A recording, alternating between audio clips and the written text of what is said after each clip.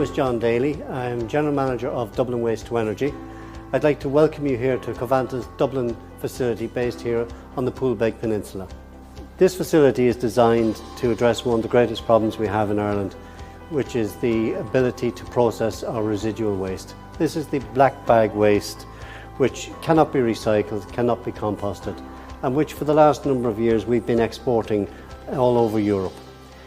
This facility allows that waste to be processed here in Ireland, and we will process annually 600,000 tonnes of such waste, converting it into electricity for 80,000 homes and providing district heating for a further 50,000 homes when the infrastructure is put in place. We've spent just over 3 years building the facility. Over 3 million man hours have gone into the construction, and we're very proud of what we've achieved here.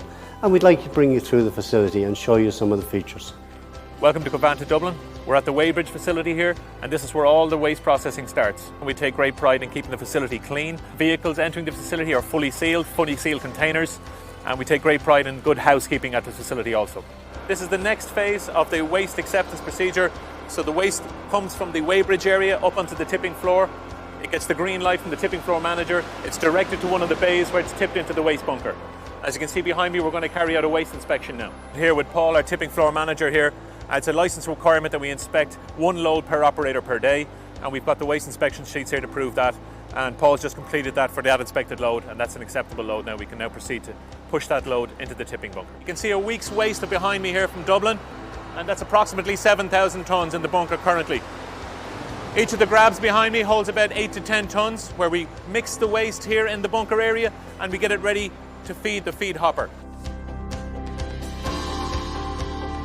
Behind the screen you can see the actual waste being combusted at a minimum temperature of 850 degrees.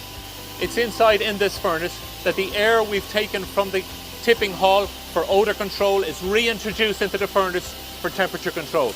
That air is combusted in here in this chamber. So here we are at the top of the furnace chamber. This is where all our flue gas leaves the top of the furnace and enters into our air pollution control system. Behind me to my right, you can see the first phase of that air pollution control system is the semi-dry reactor. It's at this point that the lime and the activated carbon is injected. Moving on to phase 2, you can see the very large bag house filter behind me. It's 2,300 filter bags. Each of those bags is 6 meters long.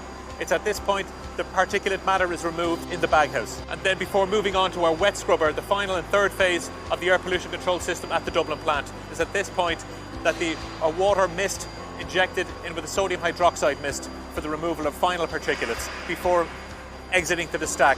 It's at the final phase of the air pollution control system is responsible for the plume exiting the stack at the Dublin facility. We want to be a good neighbour, we want to be a responsible party here in the community.